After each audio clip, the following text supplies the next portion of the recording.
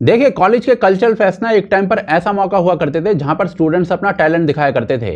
Singing, theatre, art, debate, quiz, dance, ये सारे events हुआ करते थे वहां पर। लेकिन अब उसकी जगह ना एक नए ट्रेंड ने ले लिया जहां पर कल्चरल फेस्ट के नाम पर सबको जस्टिफाई किया जा रहा है। आज कॉलेज की स्टेज पर कल्चर के नाम पर जो होता है ना, वो एक आर्ट परफॉर्मेंस कम और एक आइटम नंबर ज्यादा बन गया है। और भाई साहब, ये मैं जरा भी एक्सैजरेशन के साथ नहीं कह रहा हूँ, ये एक्चुअल में हो रहा है। प्राइवेट यूनिवर्सिटी से लेकर IITs, NITs सब में यही देखने को मिल रहा है। और ये सिर्फ स्टूडेंट्स नहीं बल्कि फैकल्टी मेंबर्स जो है ना, वो भी इन्हीं आइटम सॉन्ग्स पर नाच रहे हैं। सोशल मीडिया पर हर दूसरे दिन कोई ना कोई वीडियो वायरल होता है।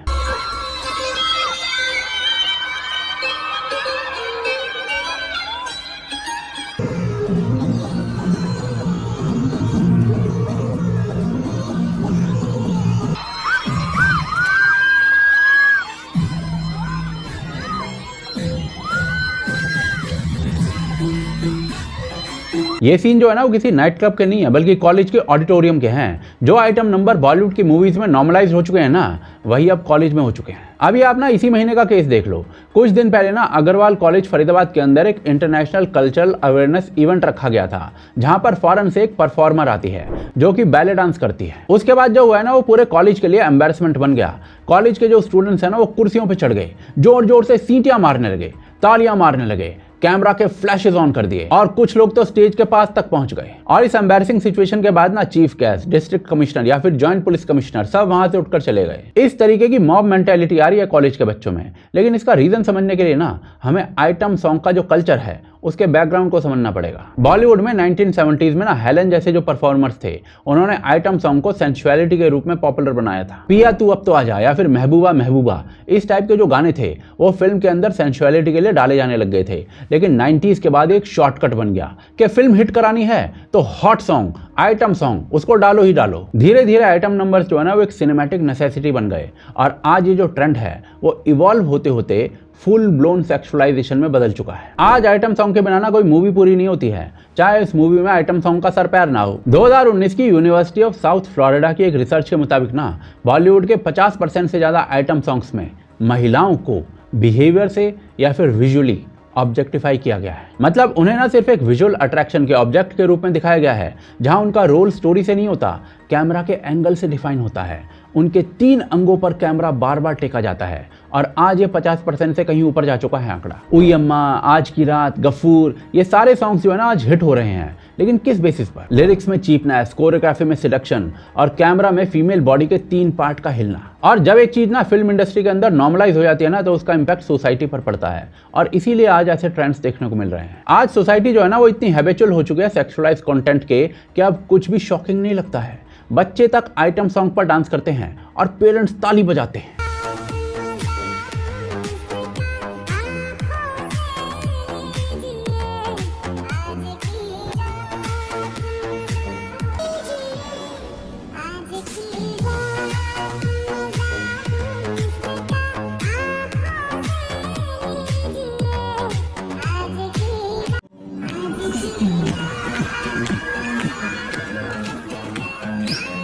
और ये जो चीज है ना, वो महामारी की तरह सोसाइटी के अंदर फैल रही है।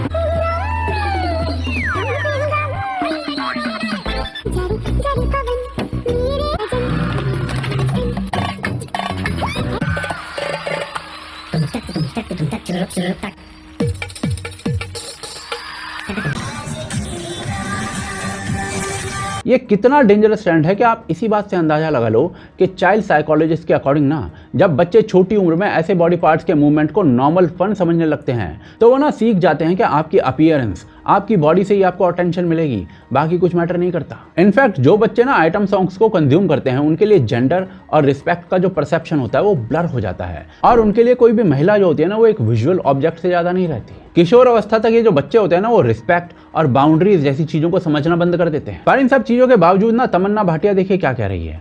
बच्चे अगर आइटम सॉन्ग कंज्यूम करके खाना खा रहे हैं तो उसमें बुराई क्या है? गाना देख के अगर किसी का बच्चा खाना खा रहा है, सो B it.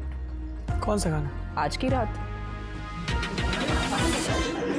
I can't tell you the number of mothers that have called me up and said, my child will eat food only if he hears आज की रात. Because वो छोटे बच्चे अपने डायपर में ऐसे हिल रहे होते हैं. मुझे उन मम्मियों की फिक्र हो रही है अब. देखो मम्मियों को कंसर्न है कि बच्चा खाना खा रहा है कि नहीं. ठीक है, प्रायोरिटीज. खाना तो खा रहा है ठीक है, पर तो 1-8 साल की उम्र में उसको कौन से लिरिक्स. बुराई सच में बहन आइटम सॉन्ग जो है ना हमेशा से एक पैटर्न को फॉलो करते हैं। एक डोमिनेंट मेल, एक सेडक्टिव फीमेल और एक क्राउड जो होता है ना, एक भीड़ जो होती है वो उसके आसपास उसके कपड़े उतारने को तैयार होती है। और ये सारी चीजें ना रीइंफोर्स करती हैं कि मेल डोमिनेंस और फीमेल सबमिशन इस माइंडसेट को। जब ये इमेजरी बार बार रिपीट होती है तो सोसाइटी उसी पैटर्न को नॉर्मल समझने लगती है। जब लड़के ये सब चीजें देखते हैं ना तो उनके माइंड में एक सबकॉन्शियस मैसेज सेट हो जाता है कि महिलाएं जो है ना कोई ऑब्जेक्ट हैं, उनके बॉडी पार्ट्स मानो कोई एंटरटेनमेंट का सोर्स है। आज स्टडीज बताती हैं कि यूथ जो है ना वो ऐसे सेक्सुअली चार्ज डांस जो हैं उनको फ्रीक्वेंटली कंज्यूम करता है और उनके अंदर महिलाओं के प्रति बिहेवियर और टॉक्सिक मेल एटीट्यूड जल्दी डेवलप हो जाता है। मतलब उनके अंदर ना फ्लर्ट और हारसमेंट दोनों के अंदर फर्क ढूंढना मुश्किल हो जाता है और उन्हें लगता है कि लड़कियां तो ऑब्जेक्ट हैं तो वो सब कुछ करने के लिए तैयार हैं। और इसी कारण से ना आप सोशल मीडिया के ऊपर ऐसे वीडियोस वायरल होते हुए देखते हो जिसमें लड़के जो होते हैं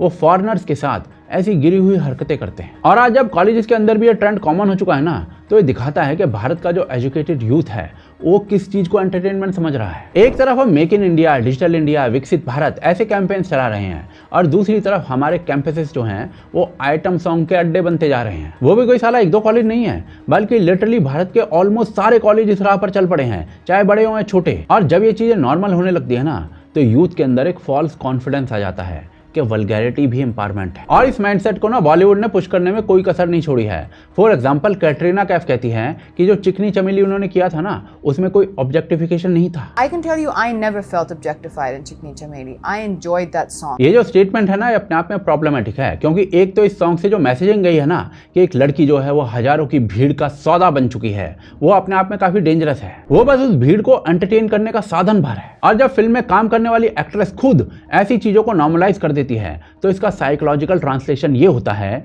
कि सोसाइटी के अंदर ये परसेप्शन बन जाता है कि सेक्सुअल डिस्प्ले भी एम्पावरमेंट हो सकता है। असली एम्पावरमेंट जो होता है ना वो आइटम सॉन्ग करना नहीं होता है, 10 लोगों के बीच में खुद को ऑब्जेक्ट की तरह प्रेजेंट करना नहीं होता है, बल्कि बराबरी होता है कि आप ऑब्जेक्ट नहीं हो, आप अपने आप में एक एंटिटी हो। लेकिन आज जो यूथ है ना उसके अंदर ये नॉर्मलाइज इतना ज़्यादा हो चुका है कि अगर आप इनको ये थोड़ा भी बताओगे ना तो आपको मिसोजिनिस्ट, बैकवर्ड, पैट्रियार्कल ना जाने क्या क्या टैग दे देंगे। इनको लगने लगा है कि ऐसे आइटम सॉन्ग पर नाचना जो है ना वही बोल्डनेस है, वही फ्रीडम है। तो ऐसे में ना सवाल ये आता है कि क्या भारत के अंदर जो आइटम सॉन्ग है उनको बैन कर देना चाहिए। देखिए बैन ना किसी चीज़ का इलाज नहीं है। भारत के अंदर एक डेमोक्रेसी है और फ्रीडम ऑफ एक्सप्रेशन भी होना ही चाहिए, लेकिन उसके साथ ना अंडरस्टैंडिंग और रिस्पॉन्सिबिलिटी भी होनी चाहिए। भाई साहब फ्रीडम का मतलब ये नहीं होता कि आप कल्चरल फेस्ट जो है ना कॉलेज का उसको नाइट क्लब बना दो। अगर आपको यही सब करना है तो भाई नाइट क्लब में जाओ ना। हम ये नहीं कह रहे हैं कि डांस या फन गलत है, कॉलेज लाइफ के अंदर एंटरटेनमेंट होना ही चाहिए। लेकिन प्रॉब्लम ना तब होती है जब एंटरटेनमेंट जो होता है वो वल्गैरिटी बन जाता है।